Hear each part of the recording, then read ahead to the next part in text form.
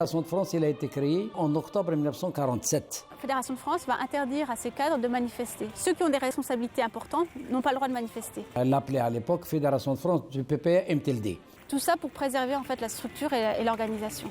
Le 17 octobre 61, même si c'est un événement important dont il faut parler, dont il faut évoquer et sur lequel il faut continuer de travailler, ça ne doit pas éclipser tout le travail de la Fédération de France. C'est une fédération aussi qui suit justement la fédération en Algérie. La Fédération de France repose sur des cadres. La Fédération de France a soutenu le GPA. C'est une organisation très très importante qui, au-delà de son rôle dans la révolution algérienne, a aussi tout un héritage politique. On a dit en France, les migrants, il faut leur donner. C'est une fédération aussi qui suit justement la fédération en Algérie. L'arrestation de ces cadres signifierait en fait une désorganisation totale de sa structure et donc de son organisation. Préserver à tout prix la Fédération de France parce qu'elle a un rôle au-delà de l'organisation, de l'encadrement des Algériens en France. Son rôle est un rôle important, un rôle financier. C'est la Fédération de France qui va financer plus de 80% du budget du GPRA. Et donc si ces cadres à Paris sont arrêtés, c'est une catastrophe.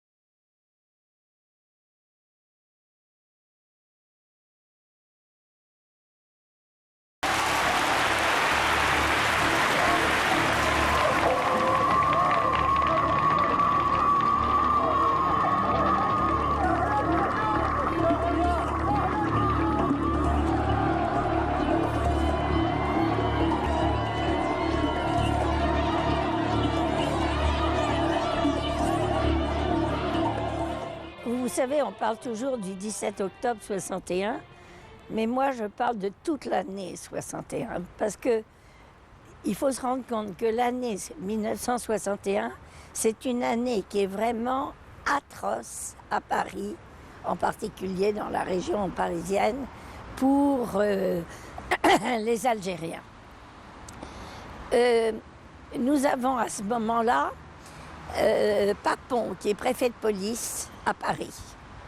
Et Papon a été avant IGAM à Constantine. Papon a dans l'idée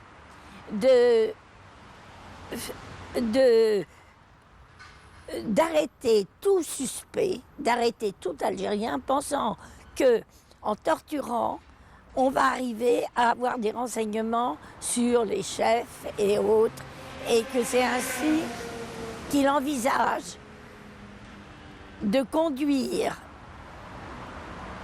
la guerre d'Algérie. Il veut imiter ce qui a été fait, au fond, pendant la bataille d'Alger. Si on parle, par exemple, de la manifestation du 17 octobre, bien avant, et je situe toute l'année 60 déjà, où il y a eu de la répression, des arrestations, des tortures, parce qu'on emmenait, la police emmenait des personnes du bidonville jusqu'au commissariat de Puteaux. Et là, effectivement, dans le commissariat de Puteaux, il y avait des caves et on torturait, on commençait à torturer.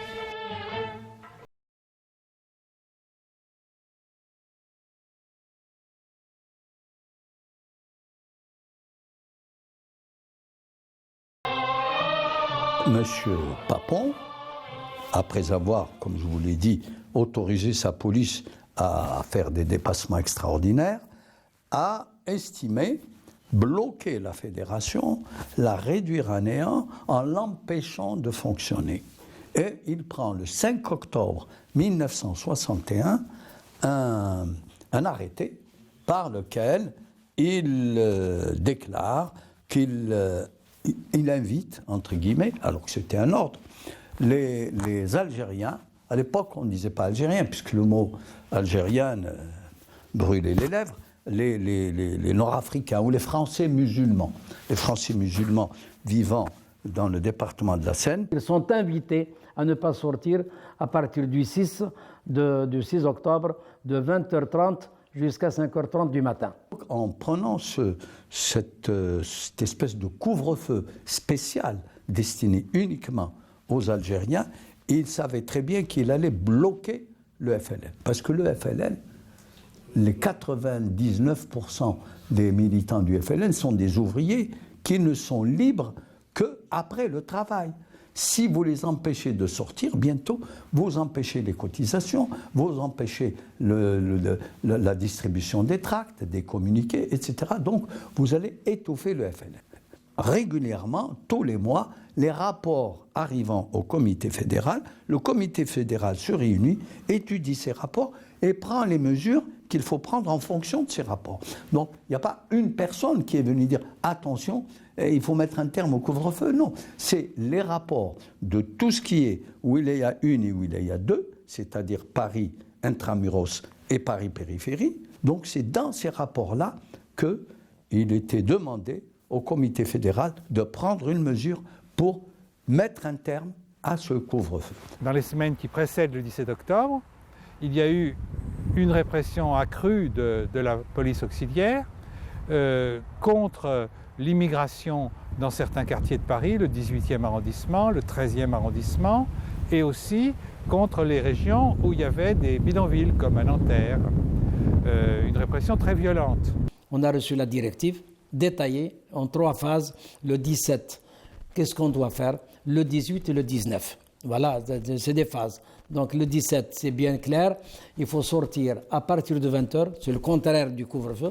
À partir de 20h, il faut sortir tout le monde, hommes, femmes, enfants, même les poussettes, même personne ne doit rester chez lui. En particulier dans les banlieues, il faut y aller dans les grandes artères de Paris. C'est-à-dire montrer un peuple décidé, déterminé, pacifique. Ce n'était pas des gens qui descendent dans la rue pour faire la casse, faire n'importe quoi. Non, c'était une manifestation pacifique. On a fait fouiller les gens dans les hôtels avant de partir. Même pas un canif. Parce que ce serait un prétexte, on dit voilà, ils sont descendus avec des haches, avec des manches de pioche, avec...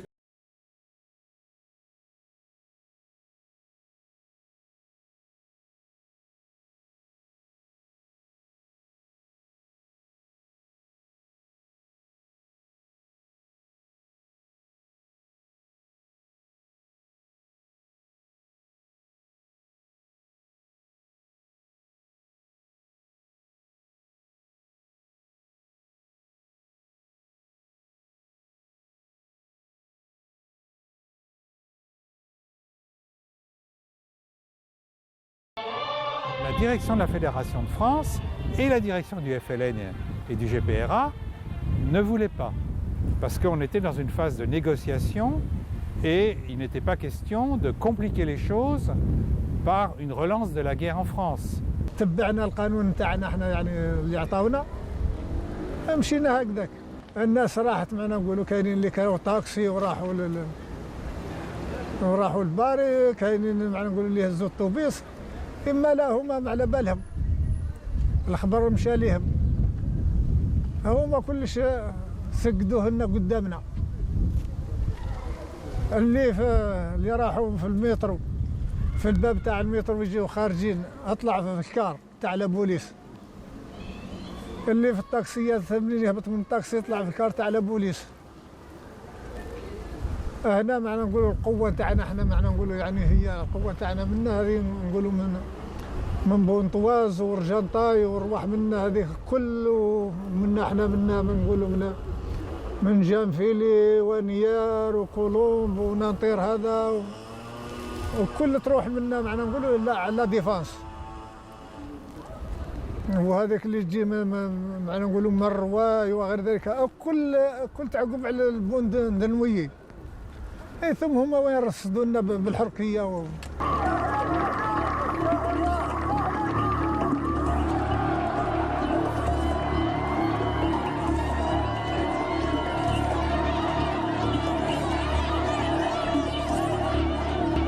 Toutes les provocations sont venues de la police. Et malgré ça, les Algériens n'ont pas riposté. Ils étaient parce qu'on les a bien mis. C'est-à-dire qu'on voulait que cette manifestation soit l'image de l'organisation FLN. Quand on dit manifestation, ça suppose la casse, l'ayat, mais marche pacifique. Belli, on est contre le couvre-feu. Il y a le couvre-feu raciste qui nous a été imposé. Si nous étions français, pourquoi qu'on n'a pas le droit de sortir la nuit? On doit le droit d'y aller au restaurant, d'y aller au cinéma, de sortir comme tout le monde. Alors si vous nous enfermez dans un ghetto, ça veut dire ça devient un camp. Paris, là où vous habitez les Algériens, personne n'a le droit de sortir. Dans la journée, on travaille chez eux, dans leurs usines, dans leur économie, on l'a fait fructifier. Mais la nuit, on nous a dit de sortir manifester pacifiquement parce qu'il y avait le couvre-feu. Et comme il y avait le couvre-feu, on n'avait pas le droit de sortir après 20h. Alors c'était pas possible pour certaines personnes de être chez soi à 20h lorsque vous travaillez plus tard et vous quittez votre travail plus tard. Alors ils ont décidé qu'on fasse une manifestation pacifique. Et c'est pour ça qu'ils nous ont dit, vous pouviez emmener les enfants. Il n'y a aucun risque, vous emmenez les enfants, ils peuvent aller avec vous. Donc vous manifestez comme ça et vous venez. Et le mot d'ordre, il a été donné partout, dans tous les quartiers.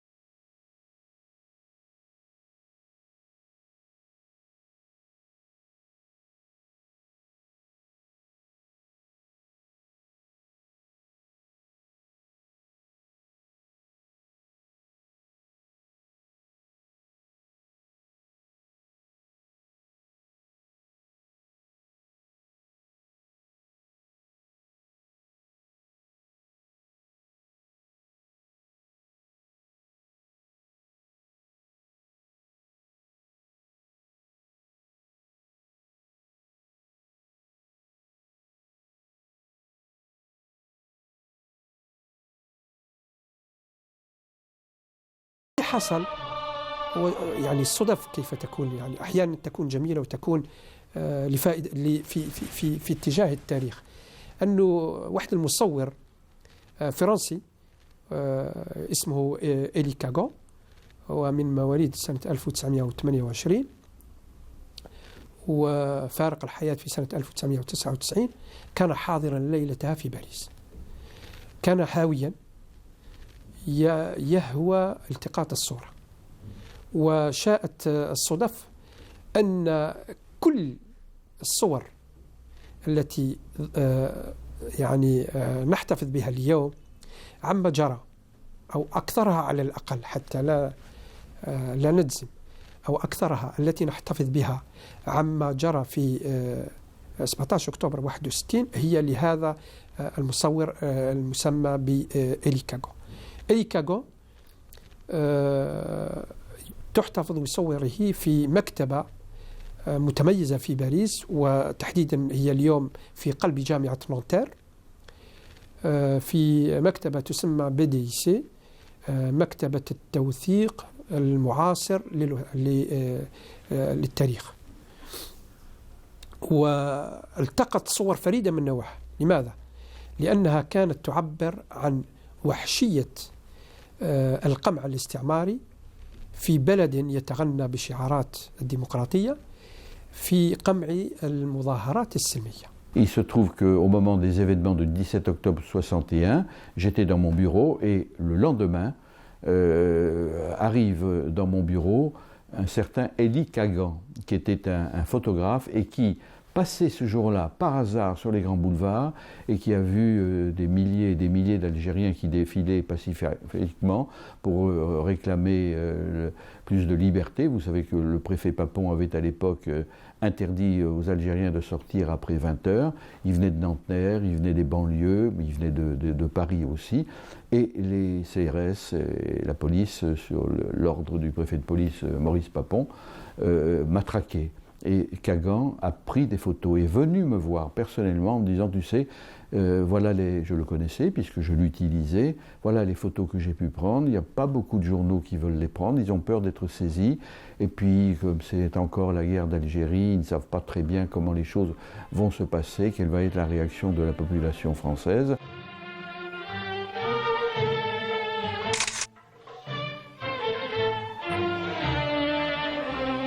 Je dirais que du boulevard Saint-Michel à Neuilly, tout le long de la Seine, c'était un matraquage, disons, général. Alors vous connaissez, c'est pas moi qui dirais le nombre de morts, on a mis beaucoup de temps à savoir combien il y en avait réellement, puisque le gouvernement minimisait, que de l'autre côté on donnait des chiffres qui apparaissaient quand même assez astronomiques. On sait quand même qu'il y a eu des centaines de morts et des centaines d'Algériens précipités dans la Seine. C'est un crime d'État qui n'a été reconnu que beaucoup plus tard, comme vous le savez, même je dirais récemment, et je m'honore d'avoir été un des journaux, peut-être le premier journal, à avoir donné des informations et publié les photos d'Elie Kagan. Et Elie Kagan est devenu par la suite un ami, et j'étais moi-même à ses obsèques, et à ses obsèques où je me suis retrouvé d'ailleurs avec le rédacteur en chef du Monde de l'époque, Edoui Plenel, et c'est moi qui ai prononcé l'hommage funèbre d'Elie Kagan, et j'ai rappelé que ce fils de gens qui avaient été déportés à Auschwitz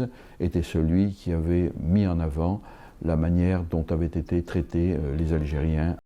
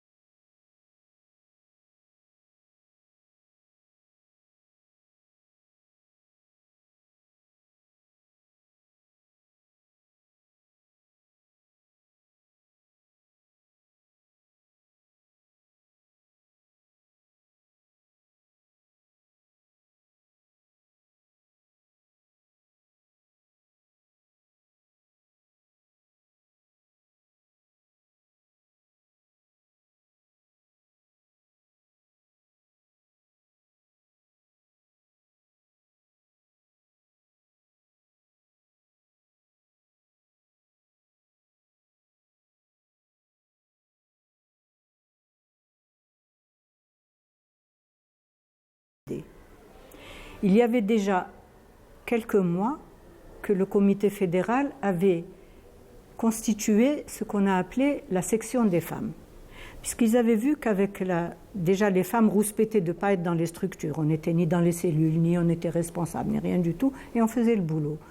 On a dit Walech. Ils ont discuté et puis ils ont dit oui, effectivement, il faut qu'on structure les femmes. On va les structurer dans une structure autonome. Et j'ai été désignée comme responsable de cette structure, ce qui s'appelait la section des femmes. Au début, elle s'est constituée avec le noyau des permanentes, comme je dis, les femmes de l'ombre. Et puis, elles avaient des directives spéciales. Enfin, il y a tout un travail qui a été fait. On a fait un programme en direction de cette structure des femmes, de cette section des femmes. Il y avait des responsables et elles devaient faire le travail comme l'organisation s'est faite au début, c'est-à-dire organiser au début des groupes et ensuite en vue de les structurer après comme à l'image des hommes. La deuxième phase, le lendemain, le 18, c'était les commerçants. Le 19, c'était les femmes.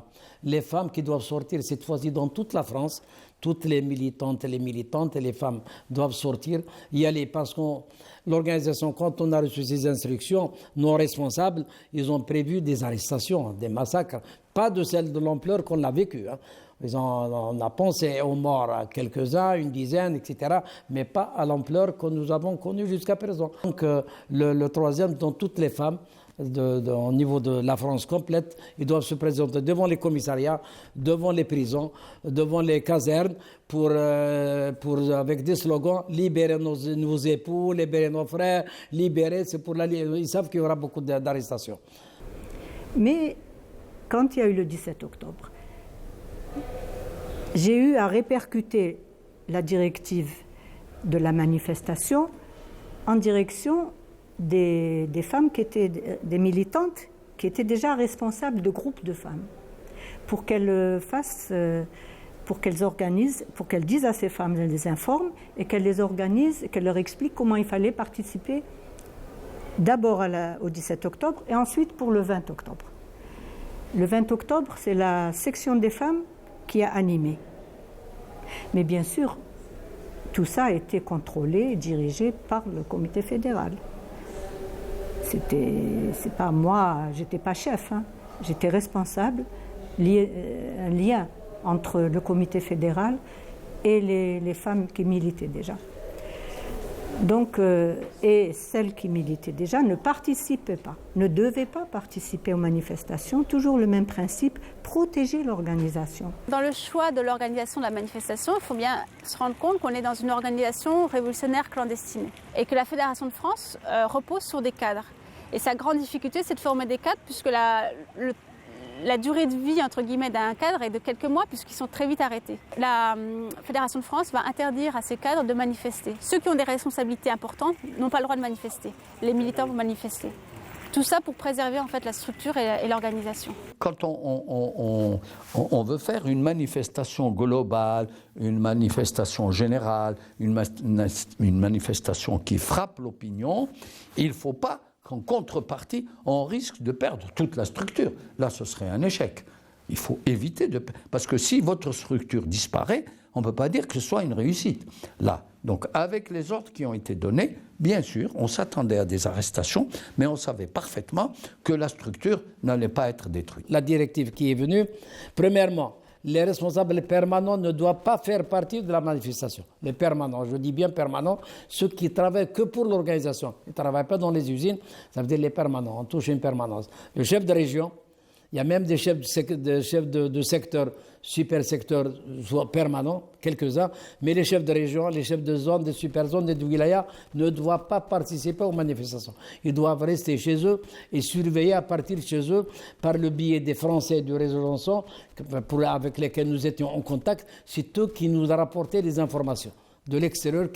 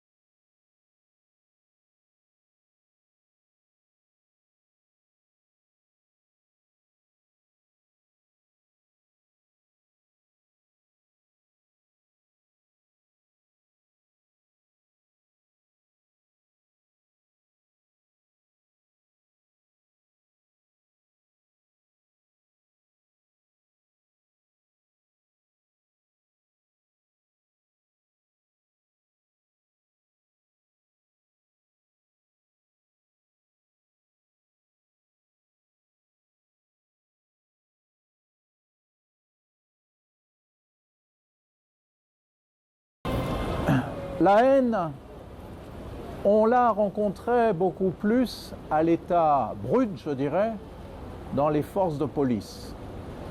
Il y a eu en octobre 61 une volonté de vengeance à l'égard de toute une population. Toute une population repérée en fonction de l'apparence physique, en fonction de l'idée que les policiers se faisaient de l'Algérien. Ce qui fait, je vous le rappelle, qu'il y a eu de nombreux Marocains qui ont été aussi victimes, des Tunisiens et d'autres. Ces crimes ont été commis en fonction de l'apparence physique des gens. Et ces crimes ont été commis avec, à mon sens, comme moteur la haine raciale. Ces messieurs-là ils étaient prêts à sacrifier toute la France pour que l'Algérie reste française. Ils n'avaient pas encore compris la phrase de De Gaulle, on a assez avec la marine à voile. Hein. Ils ne savaient pas, pour eux, l'Algérie est française. Hein. Du moins, pour eux, la terre est française. Et les Algériens ne le sont pas. Le préfet avait la possibilité d'interner tout suspect. Vous savez, le mot suspect, c'est vraiment très large. Et ils ont osé interner ces hommes dans les lieux où ils ont été torturés. À Paris, l'Algérien devient vraiment le visage du FLN. Et pour ceux qui sont partisans de l'Algérie française, c'est intolérable. Leur présence gêne. Et donc, ces hommes qui sont en France pour travailler sont vraiment victimes d'une violence, d'une brutalisation. Le 10 septembre, vers 21h, il rentrait chez lui. Il habitait Nanterre. Je fus arrêté par un quart de police secours. Les 5 policiers qui étaient dans le car ne me demandaient rien, mais me firent monter dans le car. Ils me fouillèrent, mais ne trouvaient rien. Les policiers firent une ronde à Nanterre et à la Garenne. Ils me disaient, n'aie pas peur, on ne te fera rien. On va t'emmener au commissariat. On me fit descendre. Puis un policier me dit, combien payes-tu au FLN? Je dis 3500 francs, comme tout le monde. À ces mots, je reçus un terrible coup de crosse derrière l'oreille droite. Les policiers s'acharnèrent ensuite sur moi jusqu'à que je tombe par terre. Je savais alors que j'allais mourir noyé. Ils me prirent par les pieds et par les mains et l'on me lança. Je tombai sur une pierre et rebondis dans l'eau. Mais l'eau froide me rendit quelques forces et j'essayais de nager. Et il a fini par arriver dans notre cabinet d'avocat où il nous a raconté toute son histoire. On l'a porté plainte, on lui a fait porter plainte. Évidemment, il fallait du courage, vous savez, pour ces hommes. On lui a fait porter plainte au procureur de la République et puis on lui a fait porter plainte. Il a également porté plainte en assassinat, en complicité d'assassinat.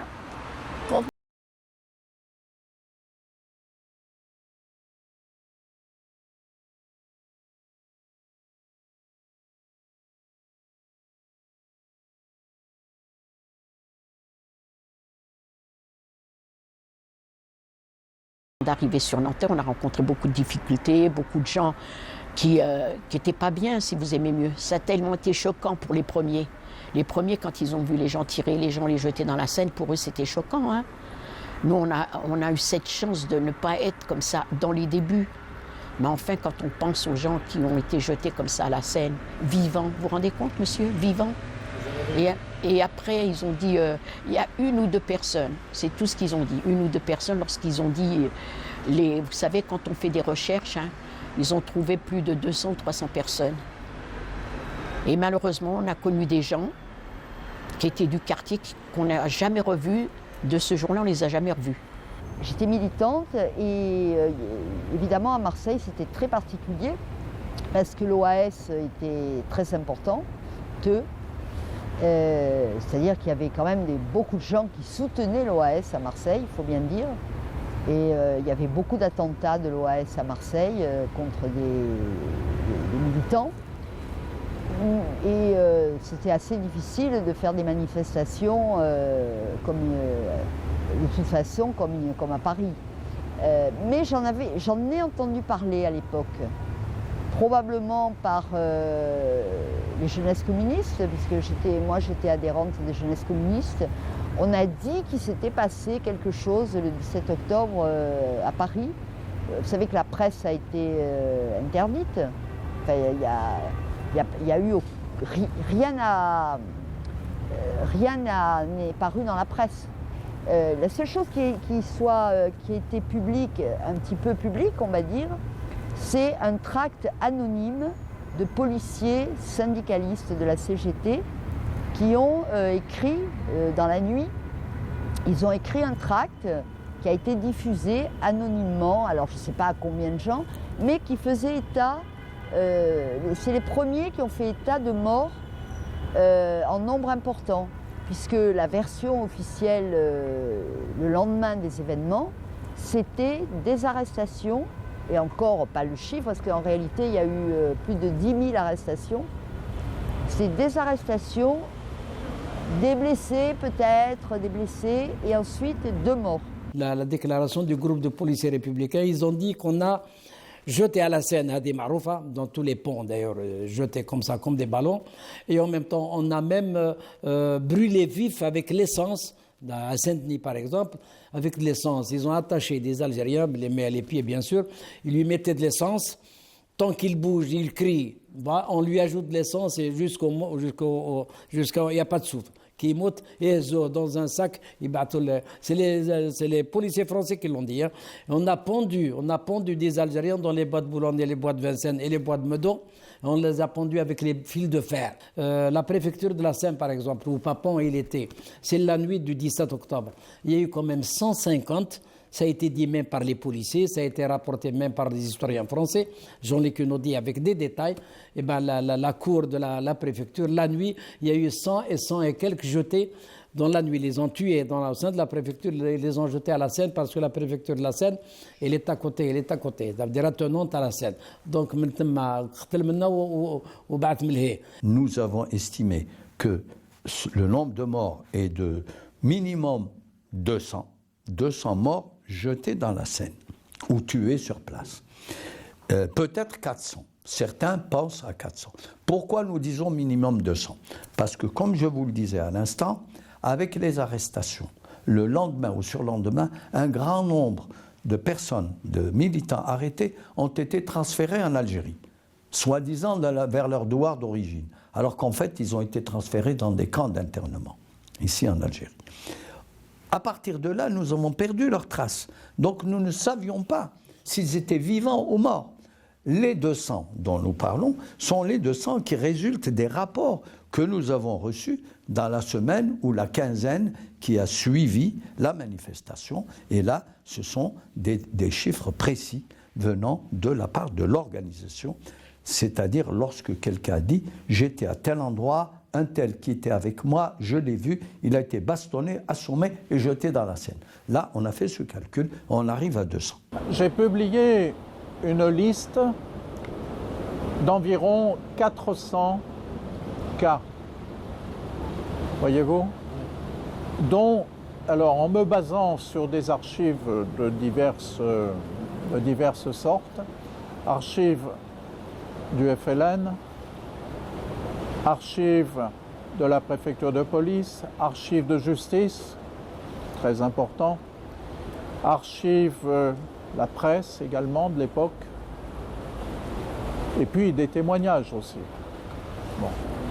Et donc, c'est une liste d'environ 400 cas, parmi lesquels de nombreux corps non identifiés, parce qu'on a retrouvé plusieurs dizaines de corps qui jusqu'à maintenant restent inconnus, parce qu'il était habituel de la part des policiers qui commettaient ces crimes d'enlever les papiers des personnes qui étaient ensuite soit jetées à la Seine dans des canaux ou laissées pour mortes. Hein. Voilà. Environ 400 cas pour l'ensemble de la période, dont environ 170 à partir du 17 octobre. Voyez-vous? Voilà. Mais c'est une liste qui n'est pas exhaustive. استمرار المد الثوري في الجزائر جعل السلطات الاستعمارية في باريس تنظر لنشاط ثورة التحرير ممثلة في فيدرالية الجبهة فوق التراب الفرنسي بعين من القلق. لماذا؟ لأن نقل الثورة إلى التراب الفرنسي وامتدادها أصاب كثير من الذعر، أصاب الرسميين والعسكريين في فرنسا بشيء كبير من الذعر أولا، ثم تسبب في أزمات سياسية خطيرة، ثم تسبب في أزمة مجتمع وأزمة ضمير داخل المجتمع الفرنسي. هذه من جهة. لكن من جهة ثانية الذي كان مكلف رسميا بقمع الجزائريين تحديدا، لأنه فرنسا أو باريس كانت مفتوحة إلى الكثير من الأجناس وكثير من الجنسيات التي تتمتع بالجنسية الفرنسية أو حتى التي احتفظت بجنسية الأصلية. لكن الذي حصل أنه محافظ شرطة باريس، وللمفارقة الغريبة أنه محافظ شرطة باريس كان في عمالة قسنطينة في الخمسينيات، كان يشتغل في عمالة قسنطينة، ثم عين محافظ لشرطة باريس وكلف بتسيير الملف الأمني الخاص بالتعاطي مع الفرنسيين ذي الأصول الجزائرية، وهو أمر يعكس نزعة عنصرية في الحقيقة. وبطبيعة الحال ظلت العمليات التي تقودها فيدرالية جبهة التحرير في فوق التراب الفرنسي ينظر إليها على أساس أنها عمليات موجهة لضرب استقرار وأمن الدولة الفرنسية في العمق، وبالتالي أعطيت كل يعني الأضواء الخضراء لموريس بابون كي يتعاطى مع هذا الملف، ولكن بنزعة أقل ما يقال عنها أنها كانت عنصرية. Si on a laissé Papon après ce qui s'est passé le 17 octobre, c'est qu'on voulait bien. D'ailleurs, il faut se dire, il a toujours dit trois morts pour le 17 octobre, alors que moi je fais référence à Jean-Luc Naudy qui a dit et qui a vérifié toutes ces preuves, et je pense qu'effectivement il dit la vérité.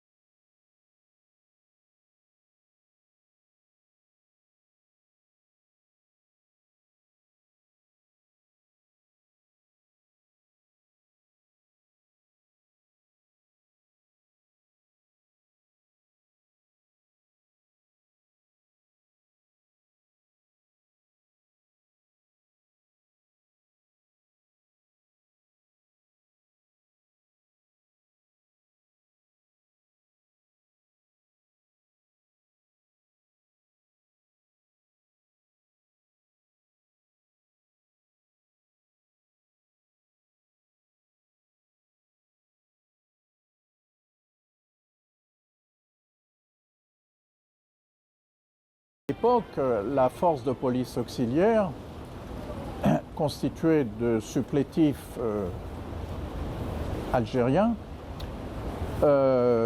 encadrés par des officiers de l'armée française, agissant sous les ordres directement du préfet de police et qui ont commis de nombreux crimes durant toute cette période, qui habituellement descendaient dans les hôtels où vivaient les Algériens et se livraient là à des violences sur les Algériens qui y demeuraient. Il s'agissait en général d'hommes qui, pour des raisons diverses, voulaient se venger du FLN et qui s'en prenaient aux Algériens dans les rues, dans les hôtels. Et puis il y avait la torture pratiquée dans certains hôtels réquisitionnés par cette force de police auxiliaire, en particulier rue de la Goutte d'Or. Lorsque la police n'arrivait pas à les faire parler, on les menaçait de les remettre au centre d'entraînement des calots bleus. Et alors, on les remettait au calot bleu, c'est-à-dire au Harki de Paris, de l'équipe du capitaine Montaner. Et là, beaucoup qui ont été remis entre les mains des Harkis n'en sont pas sortis vivants. Parce que là, beaucoup sont restés certainement morts sous la torture. En tout cas, nous en connaissons quelques-uns, beaucoup d'autres, nous n'avons pas eu de précision, mais pour certains, nous savons que remis des mains de la DST aux mains des Harkis de Paris, eh bien, à partir de là, nous avons perdu leurs traces. ثم في الجران كارير 18 كان الغاشي كي ركبونا في الكار تاعهم هذيك جاو يديونا 20 سنت. اللوريسيان كو تليفون قالوا لهم ما كانش البلاصه كومبلي داونا البالي دي سبور. كانت 2000 وشي حاجه. او ديبار كانوا الحركه مع لا بوليس والحركه ولاو يضربوا بعض الناس اللي يروحوا حاشاك البيت الراحه كانت مخفيه هكا يضربوهم وينحيوا لهم اللي عنده ساعه والله عنده خاتم تاع ذهب والله ينحيوه له. الور ولات الفوضى ثم كاينه الفوضى جاو قالوا لهم واش كاين ولا نحاهم جابوا لنا العسكر اللي كانوا متكلفين بينا لداخل. الحال اللي حاركين فدان قبل اللي حاركين بوينتن ابارتير دو فما غانا ابارتير 59 ابارتير 59 كيزون بري العيد ساري حاركين غير باريو بوينتن ضمنتن داكي ديال الجزائر اشوف دنيا غني سي بابون qui a ramené le capitaine Montaner pour pacifier, en commençant par la région parisienne et évidemment la banlieue. À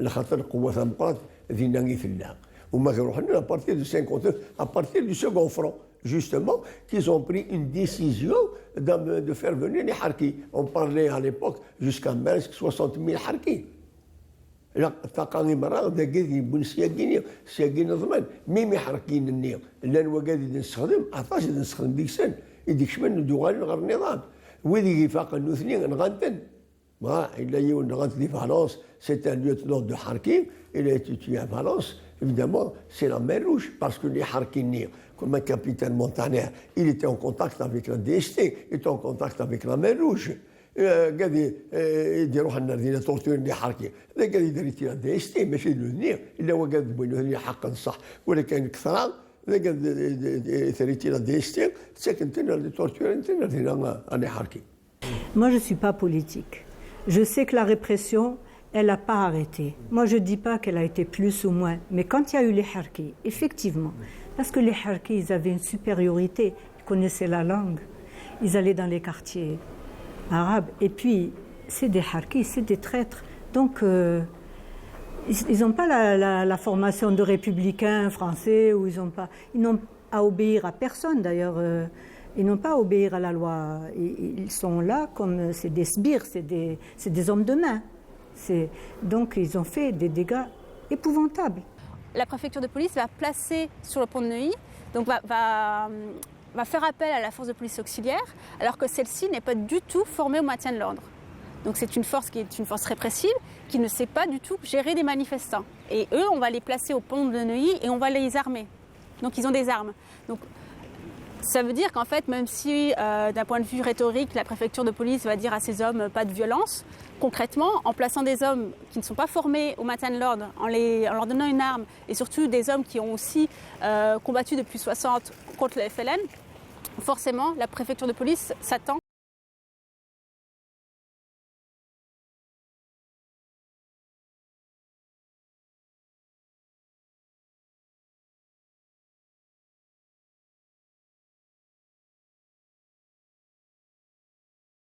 C'était un crime qui était quand même significatif de la façon dont, à l'époque, les choses n'étaient pas encore réglées.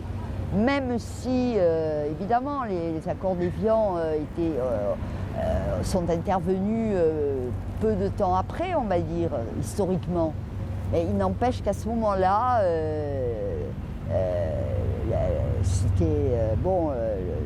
la France n'était pas prête à accepter l'indépendance. On prenait à témoin le monde de ce que le colonialisme n'avait plus de raison d'être et devait s'arrêter, et de ce que le FLN était seul représentant des combattants algériens, du peuple algérien, et qu'il n'y aurait pas de négociation si elle ne portait pas sur la libération, sur la décolonisation de tout le sol algérien. Sahara compris. Quand on voit maintenant que sur le pont Saint-Michel, vous avez une plaque, ici sont morts des Algériens pour la liberté, pour je ne me rappelle plus du terme précis, en tout cas, qui sont morts pour la défense de leurs droits, on n'est pas allé très loin, mais enfin, il y a quand même une reconnaissance de la justesse du combat des Algériens pour leur liberté. Et ça, c'est inscrit sur le marbre, sur plusieurs ponts de Paris. Ça, c'est le résultat aussi, il faut le dire, du 17 octobre. Et maintenant, c'est inscrit dans le marbre, c'est gravé dans le marbre, et c'est pour toujours. Là, le sacrifice des Algériens de cette époque-là ne sera pas perdu.